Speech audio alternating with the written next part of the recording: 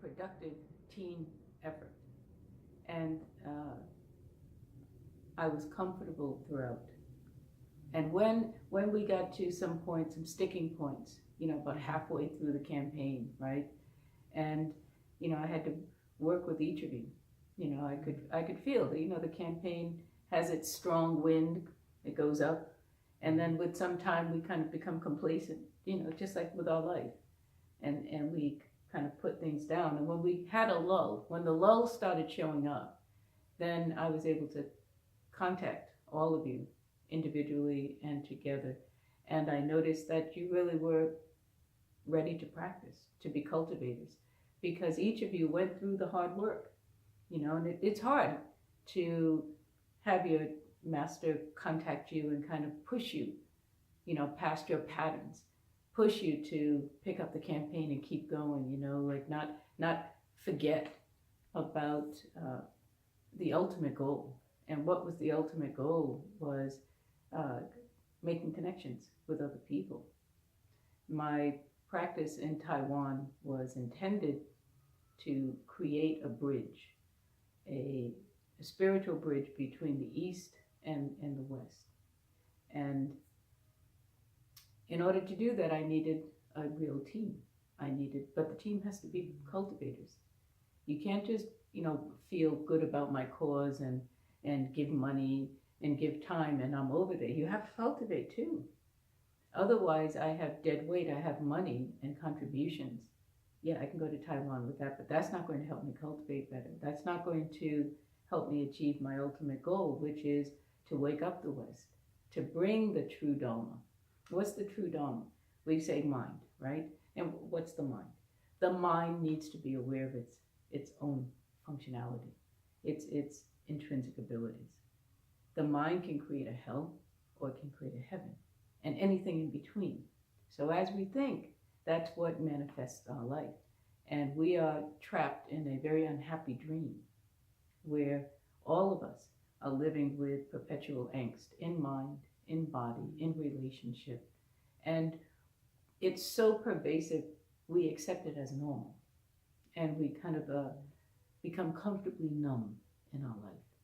And we begin to look at certain features of our life, like work, our love relationships, our family and children, our social status. And we say to ourselves, well, my health is pretty good, and well, I have a good job, or I have enough money. But we don't really look at the angst that we wake up with, that we go to bed with, that is always there. And that angst is a hell. So how do we get past the hell? Well, we need to learn how to manage our mind function, because it really is a choice. If you think positively and you think to benefit existence, instead of just thinking about how to live yourself and uplift your own state of being, right? Your own personhood, make yourself more beautiful. Me going to Taiwan and being supported by a team of cultivators has helped us crack open the door through the internet, through Facebook, through the personal telephone calls that you made, the personal interactions. We cracked open a door and we said, look, there is a person, her name is Master Gladys. She's my friend, my teacher, my healer, whatever. And she is going to the East, and she's going to meet and live with monks and nuns who are practicing an ancient mind cultivation practice, which we call Buddhism or Zen. And she is going to take Bodhisattva precepts. And these Bodhisattva precepts is a vow that you're going to work on your own mind and your own habits to a point where you can develop your intrinsic compassion. And as you develop your compassion and you learn to use your mind properly and mindfully, you begin to create a heaven on earth. And every day becomes more peaceful. And every relationship becomes more harmonious. And my physical body becomes less painful and less full and more full of ability and capability. And I can walk longer, and I'm thinner, and I'm more muscular, and I'm more flexible, and my relationships are happier. and I'm feeling more empowered within myself. And more hours of the day, I have good thoughts about myself and others. And I can see now where it's becoming occasional, where I'm seeing where my mind is working against myself and being self-critical. And I'm also negatively judging those around me. And now I have an ability to recognize that, right? And I learned this from watching Master Gladys and her struggles, facing her crazy mind and her personal struggles in her life, and overcoming adversity and overcoming hindering mind patterns, and being able to change her mind and change her life from day to day, and having that freedom to create a life that she wants. And what does she want? She wants to live a Bodhisattva life in contemporary times, right where I am. And so I feel that you guys got that. You understood my purpose. And as I was there longer and longer, you really understood my purpose. And you took on the great feat of trying to be more of that type of life in your own life, and then contacted others and let them know about what I call the good word. And they noticed your life, they noticed your improvement, they noticed that you were more confident. And so they gave contributions, or they gave good words of encouragement. And then they wrote back to you and said, thank you for letting me know about it. So that bridge between East and West has been established. It could only be established because you really supported it the right way. You gave up your time, you gave up your money. Most importantly, you gave to your own cultivation. You started watching your own vexations. You started to honestly look at your patterns that are not very nice to look at, that we tend to want to hide and lie about, yet we're burdened by them, right? You started taking the blinders off and looking at yourself too, and getting past your insecurity and your anxiety so you could make connections with your neighbors and your friends and your co-workers. And you could say, hey, you know, there's this person who's doing something that's kind of exceptional. And I'm doing it too. And I'm inviting you to listen to me and take a look at my life and decide if this is something you might want to get involved with, right? And we create this wave throughout the earth and beyond. And we say, you too can uplift your life.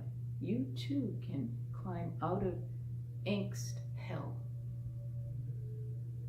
You just have to learn about how your mind functions and intentionally begin to generate all good thoughts, all good actions, one day at a time. So I feel good. I feel good. I feel blessed, tremendously blessed. And the monastery took note. The most significant impact that I made in Chung Tai Zen Monastery in Taiwan was the campaign team. Revealing that there was a team of Westerners, a European from, well, not really Europe, but from Russia, and from the Spanish community and African American.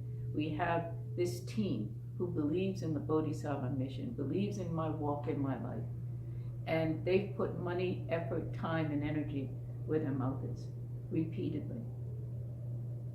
And if they're there, well, then we have a foundation in the West. And it's working with them. And I'm here and I'm riding on their wind, their energy, their love and their support. Every single aspect, from my haircut down to the shoes on my feet, to the pen in my hand, to the uniform on my body and the underwear on my butt.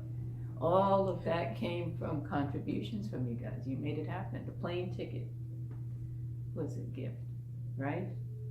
My Dharma bags, my suitcase, my luggage, every single aspect. I told the monks and nuns, oh, by the way, these coffee and bingan, this is also from my team, my contributors.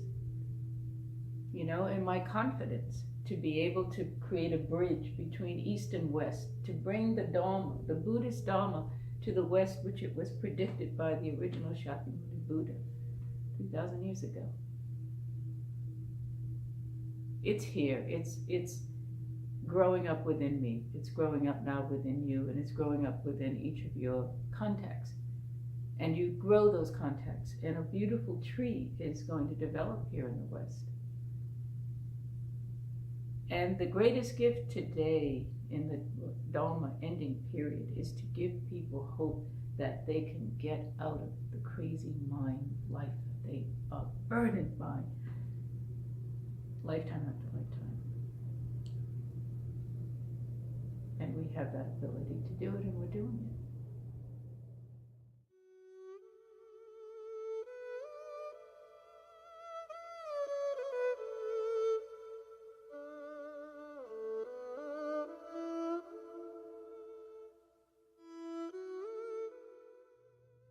While I was in Chung Tai cultivating, and I was doing my volunteer work, I understood that when they are asking you to clean the Zen hall, it doesn't matter whether it's a Zen hall or the laundry or whatever, here's the understanding: you're always really cleaning your mind.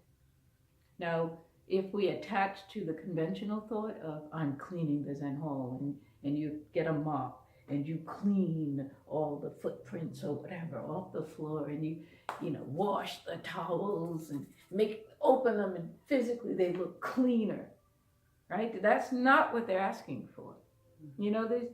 There's nothing beyond the mind. So I understood that Grandmaster created that monastery with perfect wisdom. The monastery, the architecture of it, the placement, the interior features are all a story about the mind.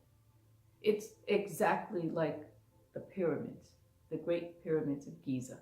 They were put there, they were built. Okay, you could say, well, they were used as an energy center. Perhaps they were, yes, okay. But mind had to generate that.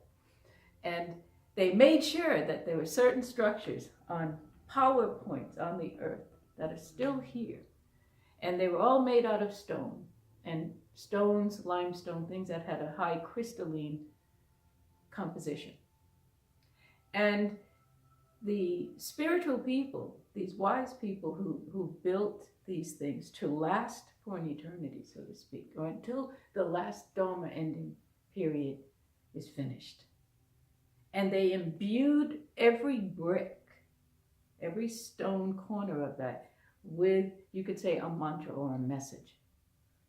And when you begin to wake up, you can decipher the message. Yes?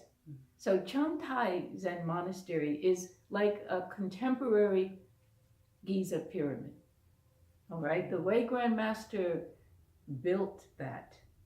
And as I cultivate more, I get to see more clearly what the masterpiece is. You know what I mean? So every Zen hall, the significant Zen hall are on the 5th floor, which is like the cultivation floor, and the 9th floor, which is the attainment floor, right? Yes. The crystalline structure of the marble or granite that he used responds and captures your mind activity. So if I'm in that Zen hall and I keep my mantra going, I know that with my feet and my earth gaze, because you clean with socks on, and with my hands and everything, that I need to exude my intention into that environment. From the floor to the ceiling to the 50-foot hand-carved Buddhas, it all takes my intention in, and it stores it like a battery. And then time and space disappear. There isn't time and space. So if the Shifu said, well, you need to finish this in 2 hours or 3 hours, okay, that was just kind of a marker to kind of keep me in conventional concept with them. Okay, but what I would do is simply use my mind, right? The mind needed to be cleaned. And if I clean my mind of wandering thoughts, distractions, attachments, once I let go, time is also freed. And also, of course the space is going to be cleaned. I don't necessarily have to physically affect it, although I would, but it was easy, right? So how did I shrink time?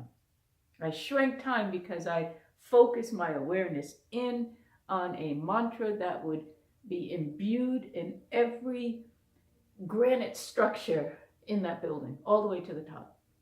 So that anyone who would walk into that Zen hall, while I was there or afterward, eternally, would be uplifted to the Buddha realm. In other words, they shave off karma, because I did, right? My mantra was so clear that it gets into the floor, the walls, the ceiling, the Buddha, and it hums in there. So if I can see the whole place, the Buddha sparkling, the huge marble hand-carved base, if I could see that shining and glistening and having illumination, and then seeing that when someone walks on the floor, like, boom, all this illumination just swells up all around them, and then they become quiet, and they want to prostrate in front of the Buddha. So I would spend my time envisioning this gift. Do you understand? Time was not a factor. All I had to do is see in my mind with my mantra what I wanted to gift this environment with, understanding that there were monks and nuns going in there every day to cultivate, to try to reach enlightenment. And I already had enough of this enlightenment. Here's the enlightenment. I need to control my mind to shape my experience, including time.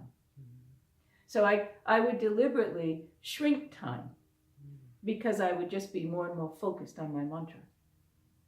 Everything I did, from washing towels to using towels to cleaning the Buddha to doing my prostrations. And then I would wait for them to ask me the right question instead of saying something like, well, wow, you're fast. Well, how can you get here before the car? We left before you. You were on foot. We were in a car. How is it that the elevator opens and you're standing there saying, Amitabha? I think people were afraid to ask. They noticed, but they were afraid to ask, right? So that told me the environment wasn't ready yet to really take note. What are you doing? I'm using my mind to uplift Grandmaster's Pyramid, and I'm including my clear, mindful intentions to uplift every practitioner who ever steps into this place until the last brick is there. That's what my job is. That's my opportunity. And I get to do it with the socks on my feet and the uniform and the bracelets and the badass haircut and everything that you guys provided. So then that blessing and merit, spreads out to you too, automatically. You see what I mean? And now there's a beautiful connection. Time and space disappear. And you deal in your dream with your real manifestation.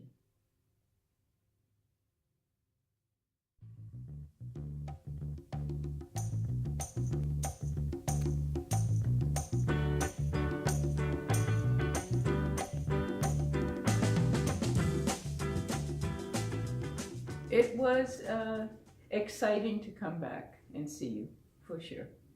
I was looking forward, it was time. And so we got back together, everyone was well, the Golden Lady, my truck was in good standing, all of you looked happy, and we got to reconnect physically.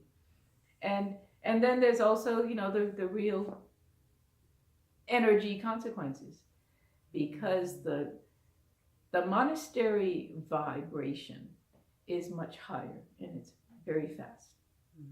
And you, of course, when you're there, you don't realize it, except you might be tired a lot.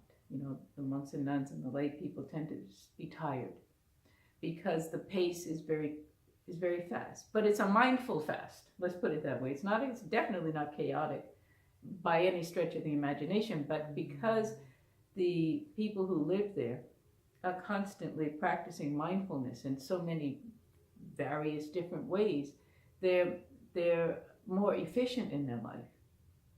And so they're continually taking care of the monastery and their practice. So it's like going to another planet that has less gravity. Think of it that way. It has less gravity. It has less oxygen. It moves at a very rapid pace. The things tend to make sense. Do you understand it? If there's a process there, it's a process that's been thought about for a long time, and they're implementing it because it works.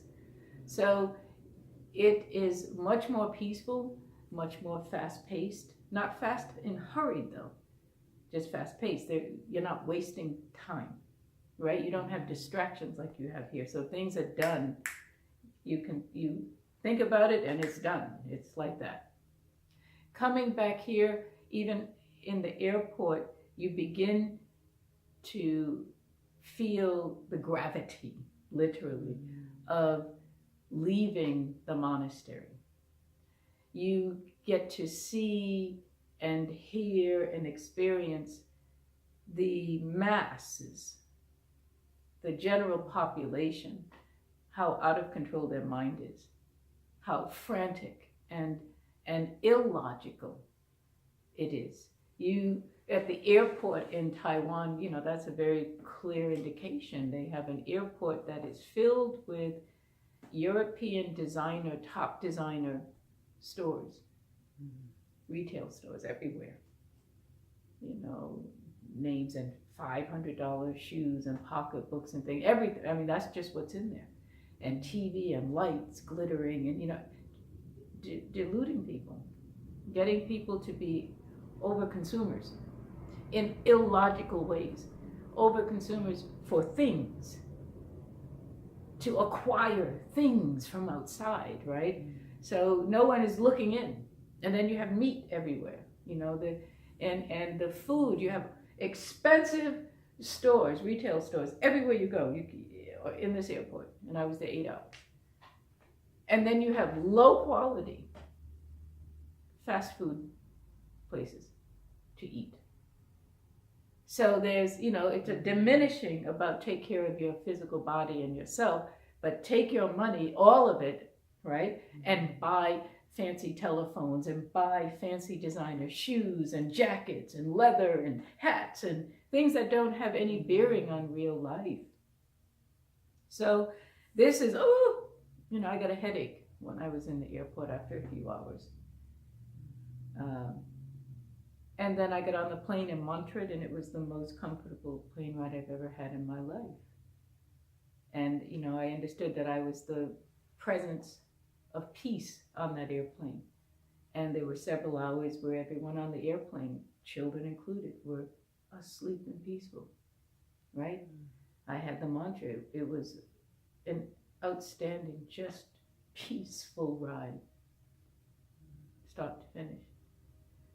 Then, I got off the airplane and saw you. And then, I still say, I'm lucky to have you because you're cultivated.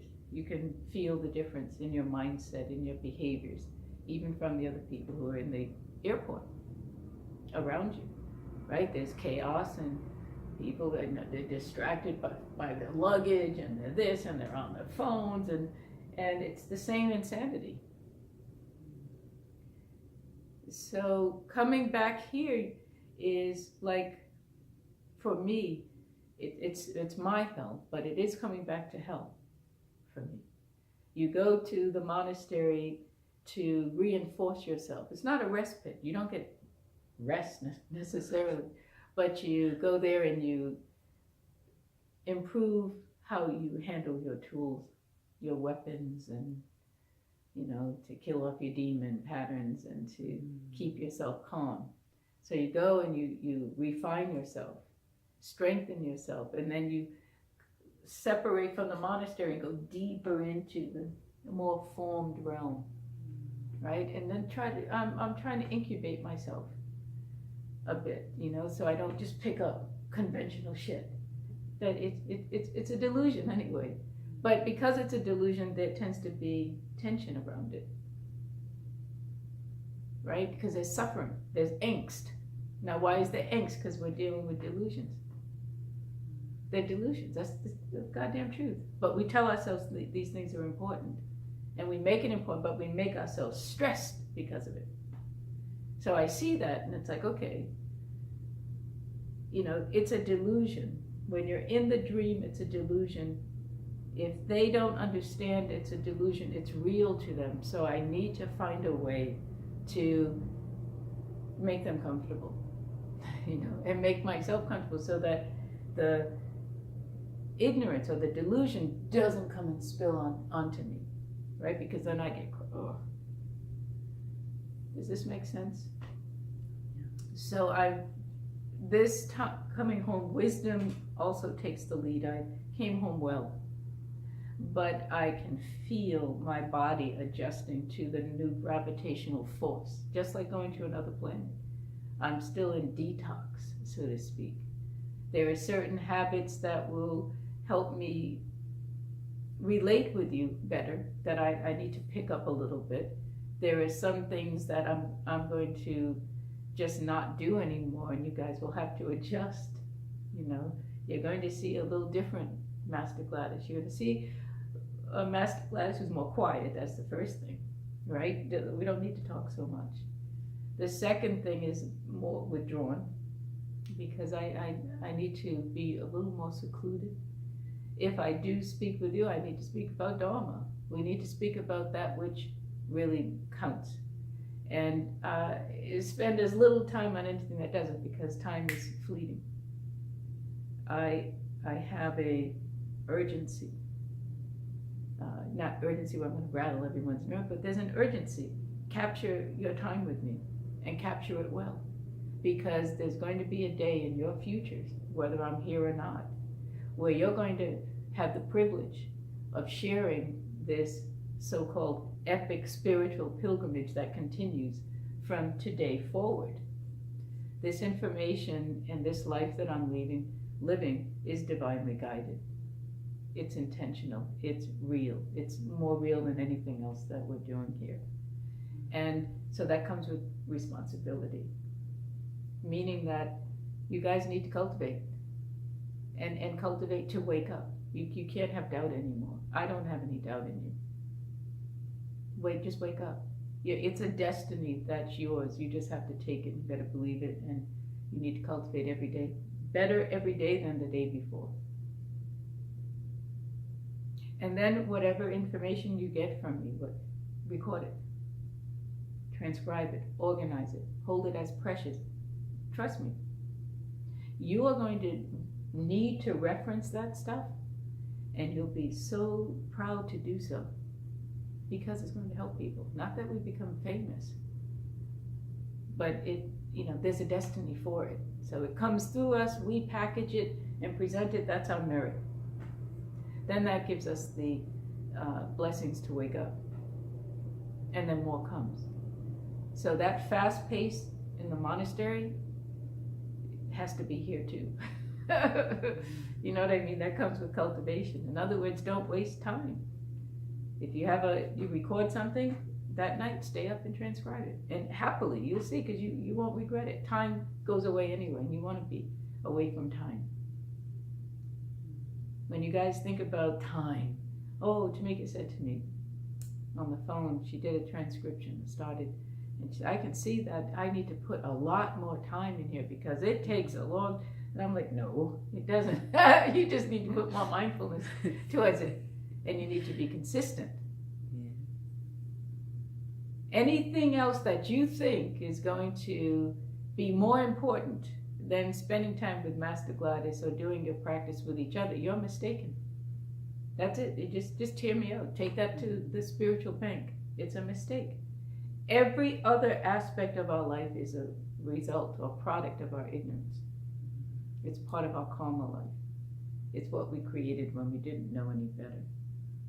And then you could say, well, I got a good life. Well, no, you don't. It's still a delusion. It is. Cultivation is not a delusion. And when you keep cultivating, you will know that. And then when I say it, it's just, yes, that's true. It's that simple. Yeah, that's true. Yeah, she's right. You know it for yourself. And then when you step into dum-dum stuff that you created, you'll know that too. Now this shit is bullshit. This is not really life. You understand? This is part of a delusion.